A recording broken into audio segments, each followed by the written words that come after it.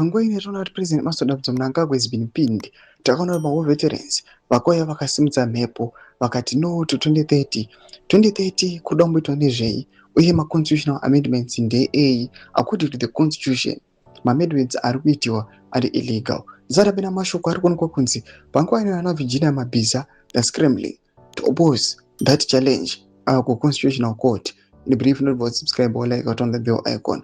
Mzana naso sangana ne this headline pabudanyi kwachinzi Scramble to block ED2030 court challenge.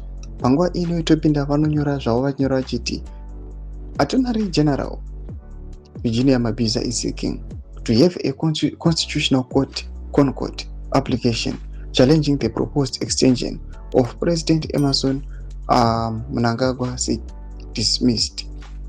Damn. The application was filed by 6 war veterans challenging the proposed constitutional amendments that could extend Mnangagwa's rule by 2 more years.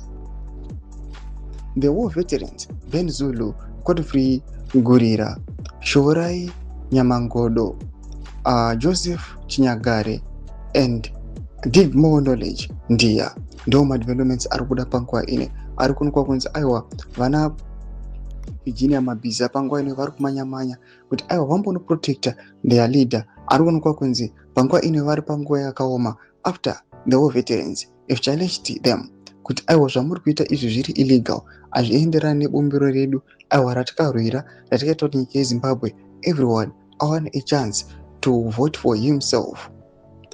One man, one vote. Ndo bottom line. Irikuonekwa kunzi ndiri kuda kudismisswa aiwa nezvigananda panguva ino vachiuya vachiextenda term yomutungamiri wenyika nokuamenda the constitution. Muna section yedu zvafungira muri kudai pamusoro pechitiko ichi. Subscribe or like, hit on the bell icon.